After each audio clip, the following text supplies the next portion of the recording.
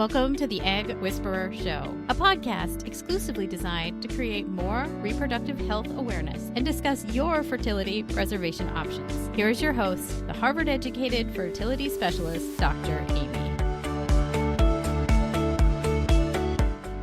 Welcome to the Egg Whisperer Show. One of my dearest friends, Dr. Renée Hilliard, is joining us today, and we're going to talk about how to have a great sex life as a fertility patient. It sounds like an oxymoron, but it doesn't need to be. Struggling to keep the spark alive in your relationship, especially during fertility treatments, is not easy. And I'm so honored to have Renée back on to share about how to have a great sex life, how to love each other, enjoy each other. I want people to bring joy back in their lives, back in their bedrooms, wherever you have sex, even when you're a fertility patient. Let me share a little bit more about Dr. Renée Hilliard. She's a physician, intimacy coach, and relationship expert, and she's sharing how you can reignite passion, deepen connection, and bring more joy into your love life. And just talking to her just makes me feel more comfortable talking about sex. And hopefully from our conversation, you'll feel more comfortable talking to your physician about your sex life. Let's share a bit more about Dr. Renée's background. She's a trained physician and intimacy coach with over 20 years of experience in sexual health. She holds a degree in psychobiology from UCLA, a medical degree from University of Michigan, and a certification in plant medicine from Cornell University. Transitioning from medicine to coaching, Dr. Renée is now a certified sex, love, and relationship coach, helping individuals and couples transform their intimacy and relationships. Known for her warmth, compassion, and ability to uncover the root of her clients' struggles, she combines her medical expertise with her own journey of healing from perfectionism, shyness, and people-pleasing. Her coaching process encourages joy, playfulness, and meaningful connection, guiding her clients to build fulfilling lives and partnerships. Dr. Renée, welcome. Thank you so much, Amy. It's always great to be here. It's always good to see you. Thank you. I know what inspired you, but I want you to share with our listeners what inspired you to dedicate your career to helping people build stronger connections. I practiced OBGYN for over 20 years, and I stopped delivering babies in 2018. And when I stopped doing that, I had more time to spend with my gynecology patients.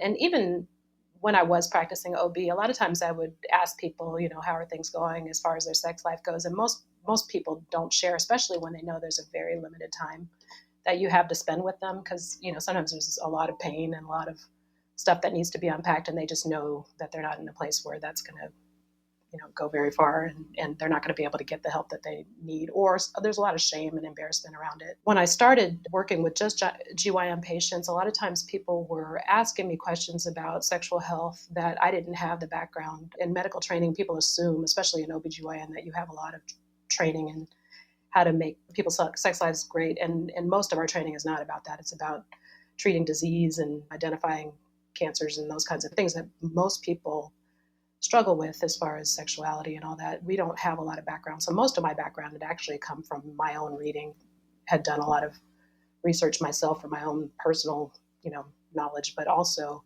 to be able to help patients that had struggled with certain issues.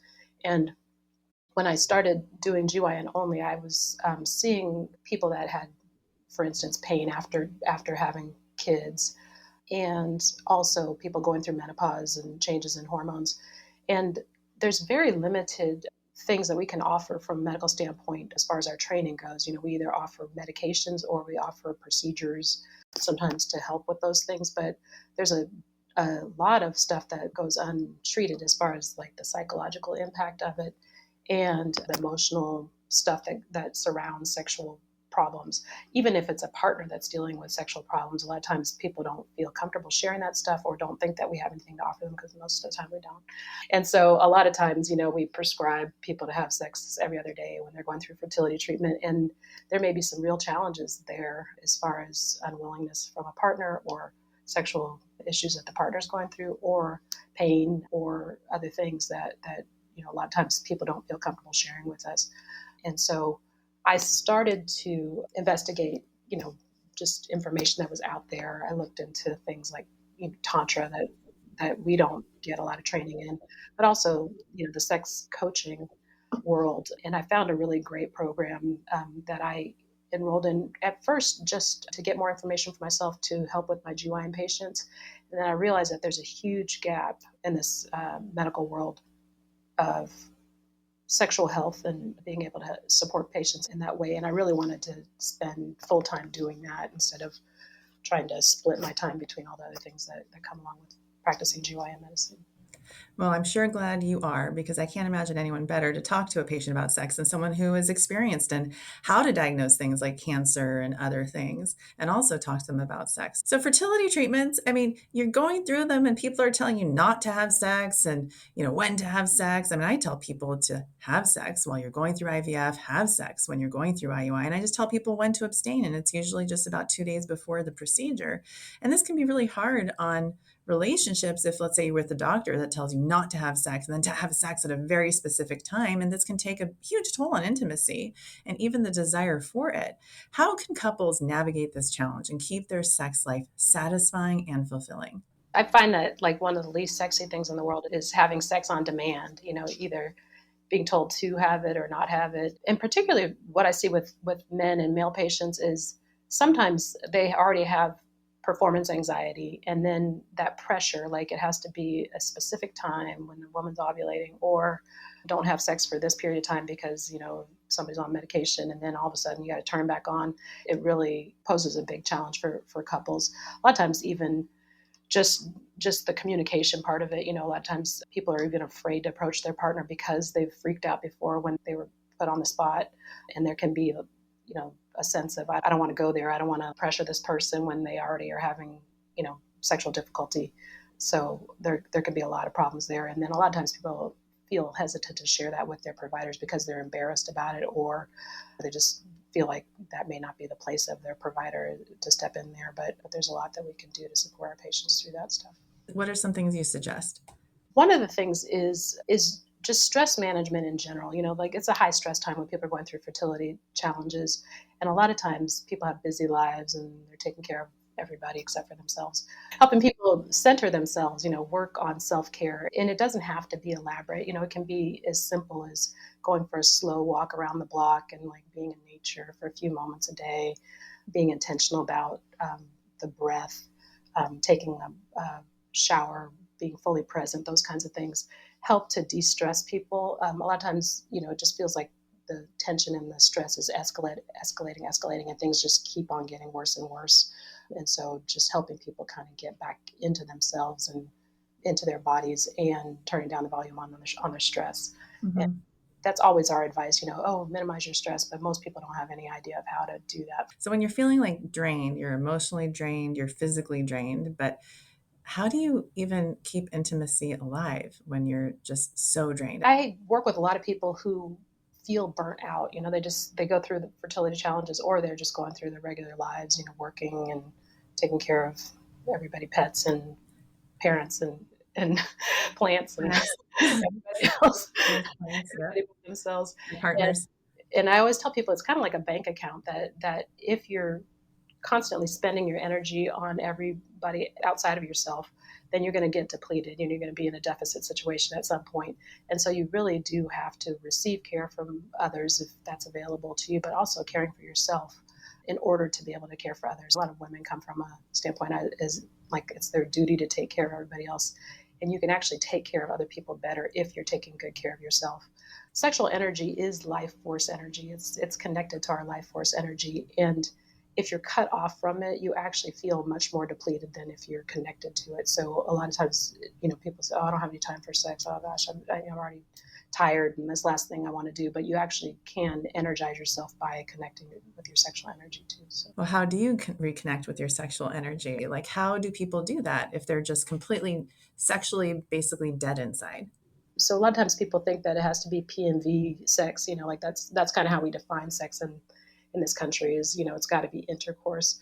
But sometimes it's just intimate touch and cuddling with a partner, or even touching yourself, So most of us are so checked out in our minds, thinking about the to-do list and all the things that we have to do, that when we take a shower, we're like not even there, so I tell people some of the simplest things you can do is things you already do. Just try to be present during those activities. So as you take a shower, feel the water on your skin, as you're lathering up, feel your hands on your body, and don't check out all the time. Putting lotion on your skin, even just eating a snack, take it in visually, smell the food, taste the food. Most of us are not even present during 95% of our day, and those things really matter. Just sitting down in nature and just listening to the wind blowing through the trees, listening to the birds, just getting out of that loop in our mind. A lot of times we go into this stress mode where we're like trying to fix all the problems and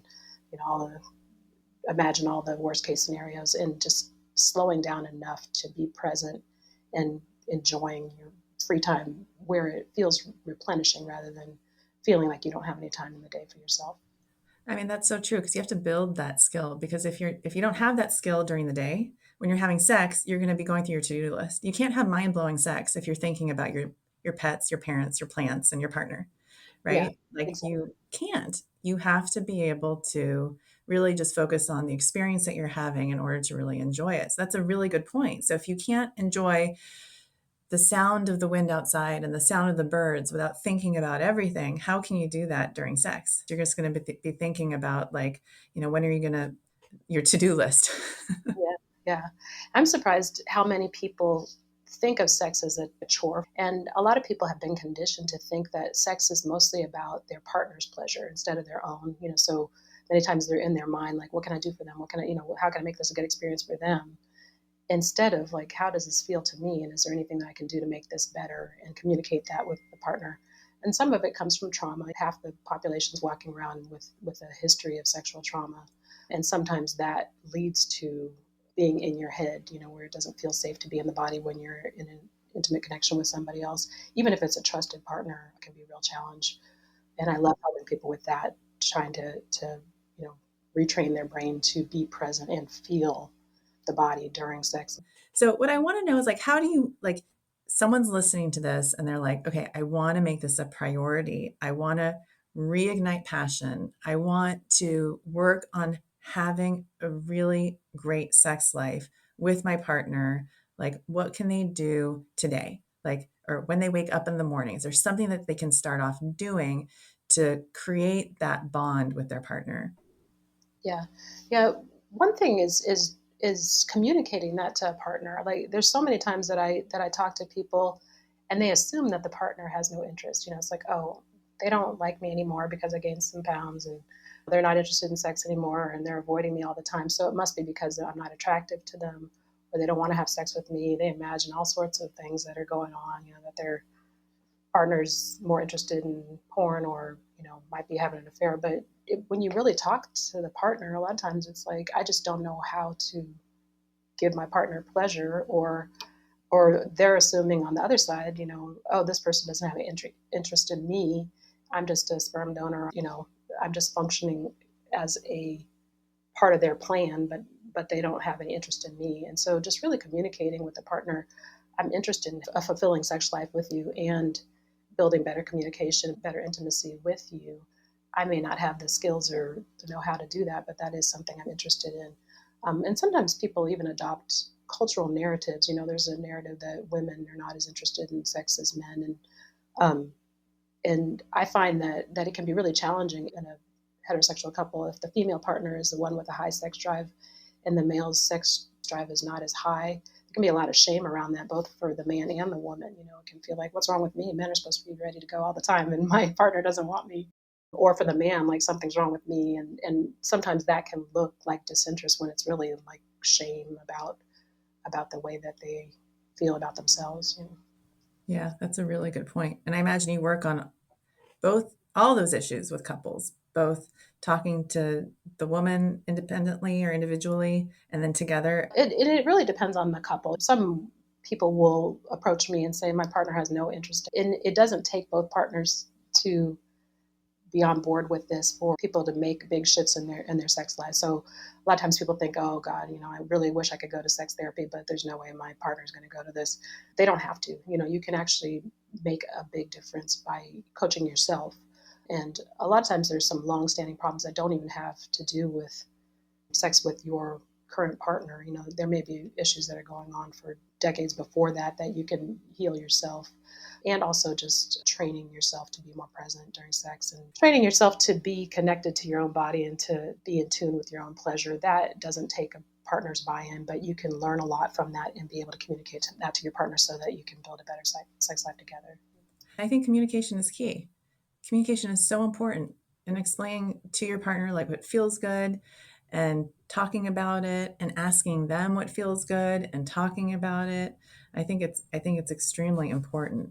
So for couples feeling stuck in a rut or struggling to enjoy intimacy during fertility treatments, what are some simple steps they can take to bring joy, happiness, and connection back into their relationship? A lot of times people lose sight of what attracted them to their partner in the first place. One thing I do early on is, have people tell me stories about when they met and what they liked about the other person, activities they used to share together. A lot of times people forget to look for activities they can do together outside of the whole fertility thing. A lot of times they forget, we used to like doing these hobbies together, or just going and doing fun things together, playing together. A lot of times people forget to play as they get older.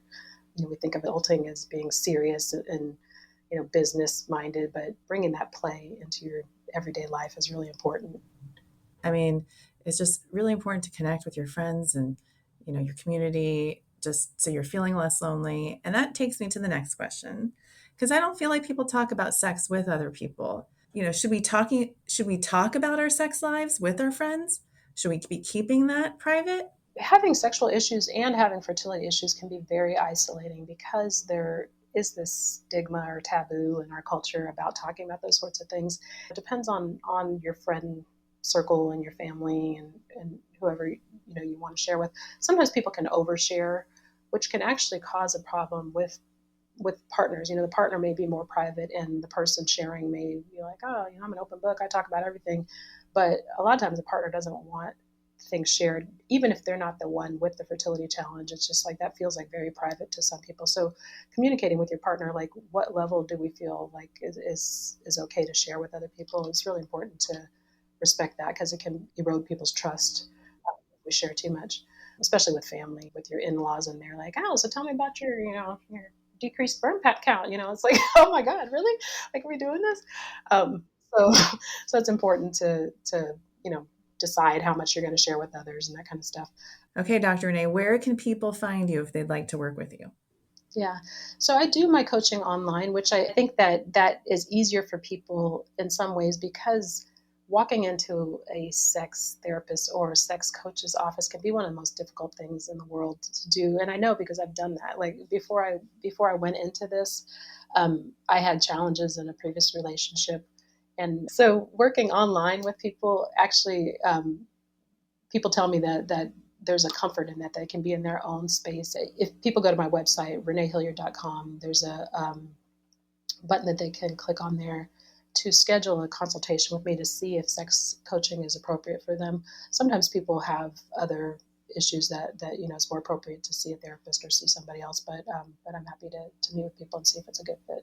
Great. A lot of it is really retraining mind patterns,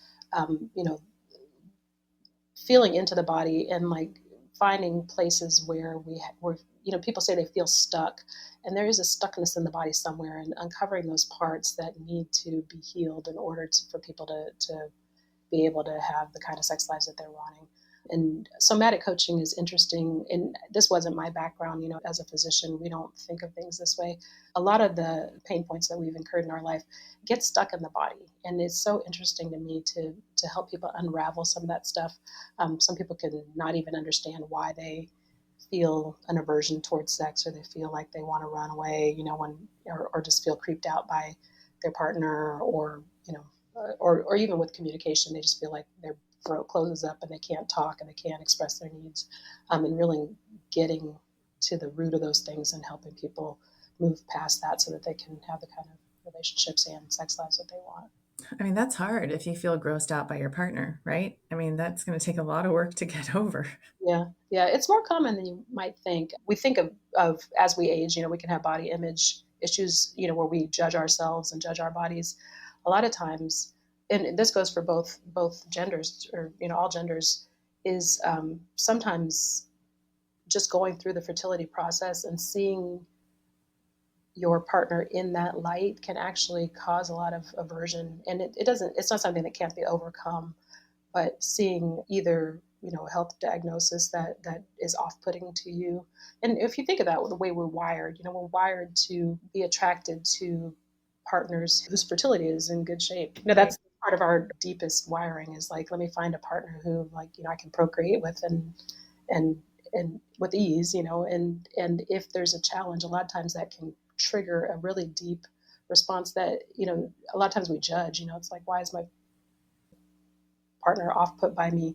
But a lot of times that's a deep, primal wiring that, you can't really remove, but you can move through it. And sometimes with secondary fertility can be having experienced the childbirth process, either because there were challenges, sometimes recurrent miscarriages, and the grief and all the trauma that comes from that can cause people to fear their partner getting pregnant again, because we're going to go into another cycle of grief and pain. Why would I want to do that to my partner? A lot of times people are averse to connecting with their partner because of their history together. And those can be some really rewarding things to move through, to help people move through. I hear from the men that they don't want to hurt their wives. They don't want Exactly. to cause them more pain. And when they try and have sex, it hurts her. And so I think it's really important to work through that as Yeah. soon as you are experiencing that. Yeah. Yeah. And that's a big reason for male sexual dysfunction. Women can often think, oh, it's because he's not attracted to me because, my body's changed or whatever. But a lot of times for the man, it's like, I caused her pain. I don't want to do that. I'm supposed to protect her. And there can be an aversion to sex, or it can contribute to arousal disorders with men a lot of times. And that's something that they have to just accept. There's something that can be done about that. Mm-hmm. Mm-hmm. Well, thank you, Renee. I appreciate you coming on today to talk about this very important topic. It's part of my balls method, but I should probably make it sex as well. All the things you should talk about when you're going through fertility to get to a fertility diagnosis. So I appreciate you coming on to make this topic easier to talk about. So hopefully people will listen to this and go to their doctor and talk about their sex lives and see if they have any suggestions. And if they don't feel comfortable talking to their doctor, they can talk to you. And I want to just underscore that, there's very little training in this in medical training. People assume that, and sometimes they go to their doctor and they have the courage to speak up, and they get dismissed, or the doctor feels uncomfortable, because they're human in this world that, sex is taboo to talk about, and so sometimes it can be nice to have somebody that is not in your community, or that does have expertise in this. Oftentimes it's not with our regular therapists. A lot of regular therapists don't have a lot of training in sexual medicine and for sexuality. So That's a really good point. When patients come to me for treatment, I encourage them to have sex and their jaws drop. A lot of them have already seen other physicians before they get to me, and they're like, why is it that you're telling me it's okay to have sex? And for the last 5 years, we've been doing fertility treatment and everyone tells us not to. And I think that is exactly along the lines of what you just said, that a lot of doctors, they don't feel comfortable talking about it. It's easier just to say no sex than to actually talk about it. and it puts a lot of pressure on people. A lot of times people are told the only time you're supposed to have sex is at this specific time, and the rest of the time you're not supposed to. And I don't know where that comes from. And, it may be that there's not a lot of information in our training, and so people just fill it in with whatever nonsense they want to. It's a myth. It's just But so that we yeah, don't keep talking to people. It's just a myth. It's a silly myth. yeah, yeah. So it's great that you're out there, dispelling a lot of these myths for people, and it helps people be empowered to go and push back with their doctor if they've heard your expertise and they know that that's not necessarily the way things have to be, to challenge their doctor and be like, I don't know, why you're telling me this, because Dr. Amy's out there and she's telling me a whole different thing. Which one's the truth? Sometimes doctors don't even know where their gaps in knowledge are, and sometimes it will drive them to go get better information so that they can help their patients better too. Well, it's always a pleasure having you here. Thank you again for joining me today. Thank you so much for having me on. It's You're always the a pleasure. best. Thank you, Renee.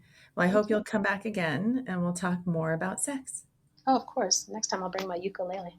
Your ukulele, yes, please. Yes, that's what we need next time. Definitely, definitely. Well, thank you, Thank Renee. Have a great day. you too. Thank you. Thanks. Thank you so much for listening and making the Egg Whisperer Show a part of your weekly routine. To find show notes and a full transcript for this episode, visit dramy.org and look under the blog tab. While you're there, you can find a link for the Egg Whisperer newsletter, which keeps you in the know about fertility news. You can also find Dr. Amy and the Egg Whisperer Show on YouTube, Instagram, or Facebook. If you'd like to learn even more, Dr. Amy offers classes at the Egg Whisperer School, eggwhispererschool.com, or you can request a consultation on dramy.org. Thank you so much for tuning in and for sharing the Egg Whisperer Show with others. Keep sparkling and have a great day.